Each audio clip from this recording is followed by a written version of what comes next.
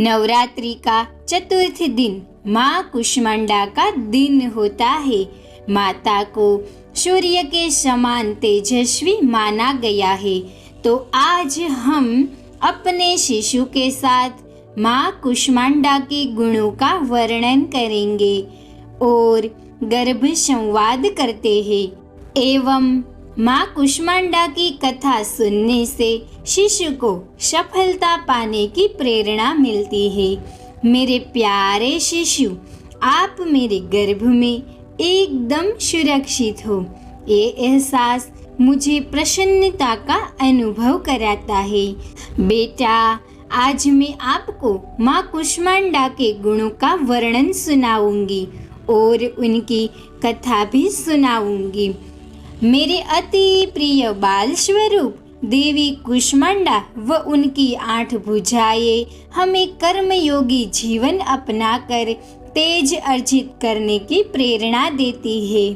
मेरे लाडले, मेरी लाडली माता कुष्मांडा की मुस्कान हमारी जीवन शक्ति का संवर्धन करते हुए हमें हंसते हुए कठिन से कठिन मार्ग पर चलकर सफलता पाने को प्रेरित करती है।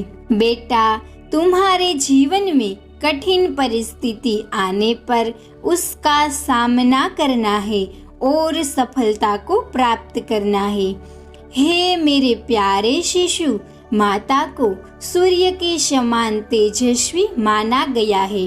तुम्हें भी अपनी तेजस्विता के बल पर अपने माता पिता एवं कुल का नाम रोशन करना है।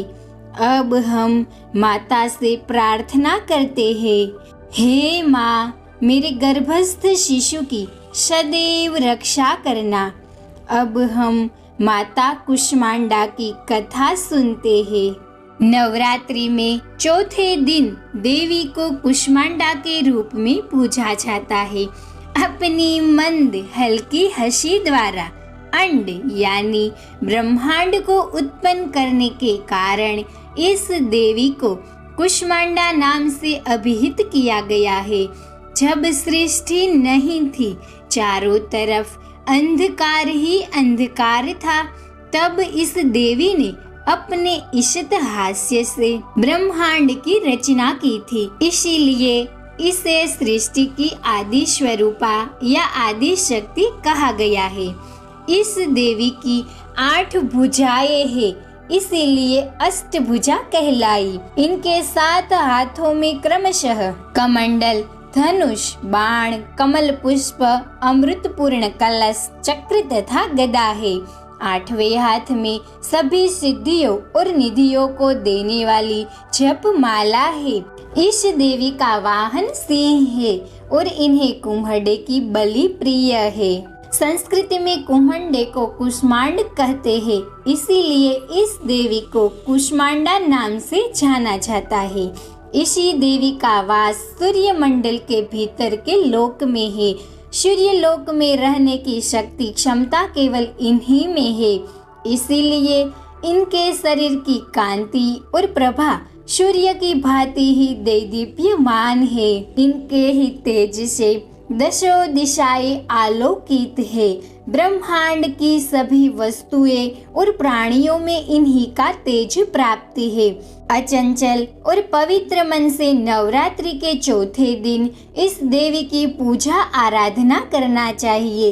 इससे भक्तों के रोगों और शोकों का नाश होता है तथा उसे आयु, यश, बल और आरोग्य प्राप्त होता है। ये देवी अत्यल्प सेवा और भक्ति से ही प्रसन्न होकर आशीर्वाद देती है।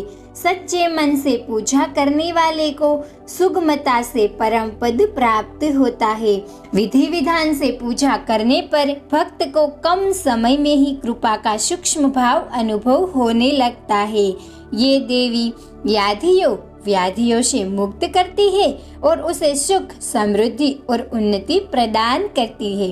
अंततः इस देवी की उपासना में भक्तों को सदैव तत्पर रहना चाहिए।